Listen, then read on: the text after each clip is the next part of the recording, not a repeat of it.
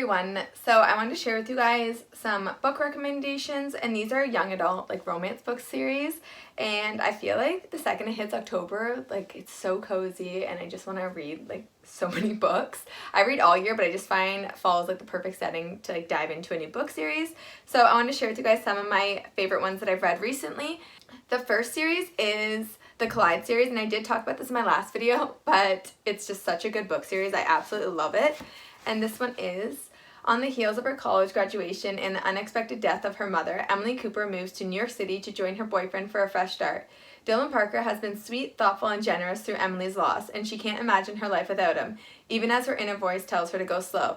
Then she meets Gavin Blake, a rich, notorious playboy. Gavin is dangerously sexy and charming as hell. Their first encounter is brief, but it's enough to inflame Emily's senses. When their paths cross again through an unexpected mutual acquaintance, she tries to deny the connection she feels, but Mr. Tall, Dark, and Handsome won't let go so easily.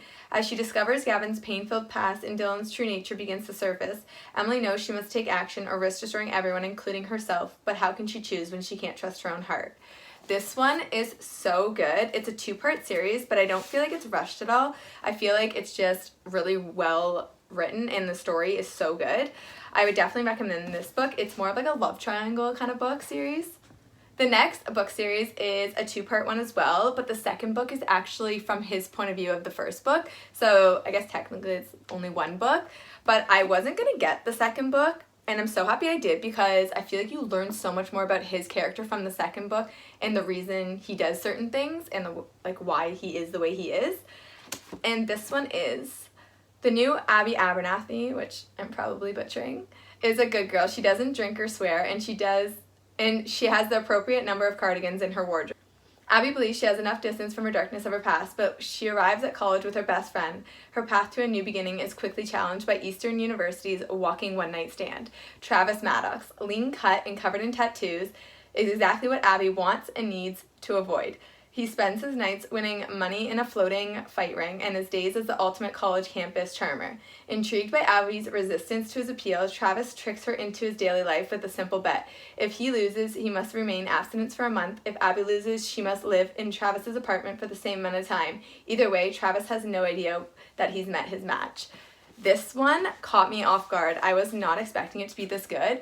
At first, when I read it, I was like, oh, it kind of seems similar to the After series, which I'm going to talk about as well, but it's so different. I feel like the only similarities are that he's tattooed and a bit of a playboy, but I absolutely loved this book. It was really good, and I would definitely recommend it if it's kind of like a quick read.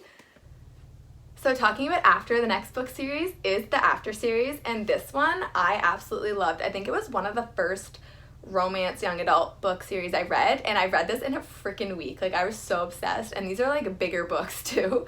And this one, I feel like I really liked that it wasn't just smooth sailing the whole time. There was issues that they dealt with that I feel like is more common to like everyday life.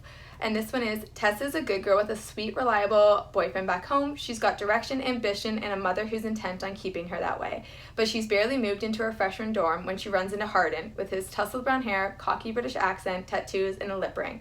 Hardin is cute and different from what she's used to, but he's also rude to the point of cruelty.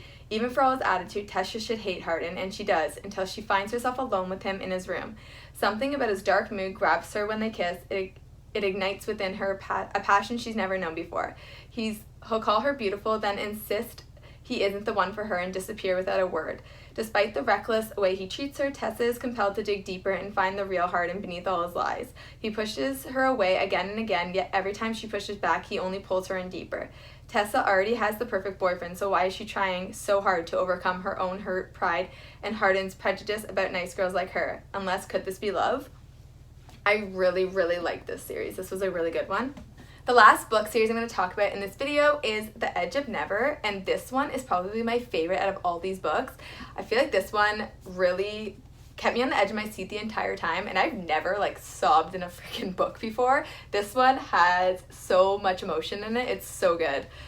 20-year-old Cameron Bennett thought she knew exactly where her life was going, but after a wild night at the hottest club in downtown North Carolina, she shocks everyone, including herself, when she decides to leave the only life she's ever known and set out on her own. Grabbing her purse and her cell phone, Cameron boards a Greyhound bus ready to find herself. Instead, she finds Andrew Parrish. Sexy and exciting, Andrew lives life like there is no tomorrow. He persuades Cameron to do things she never thought she would do and shows her how to give in to her deepest, most forbidden desires. Soon he becomes the center of her daring new life, in her daring new life, pulling love and lust and emotion out of her in ways she never imagined possible. But there is more to Andrew than Cameron realizes. Will his secret push them inseparably together or destroy them forever? This book series was seriously freaking amazing. I haven't read the second one yet. I'm reading it starting today and I'm so excited. This one is just, I seriously recommend this book. It was freaking amazing. So that was all the book series in this video. I hope you guys liked this video, and if you did, make sure to give it a thumbs up down below and as well as subscribe to my channel, and I will see you guys all later. Bye!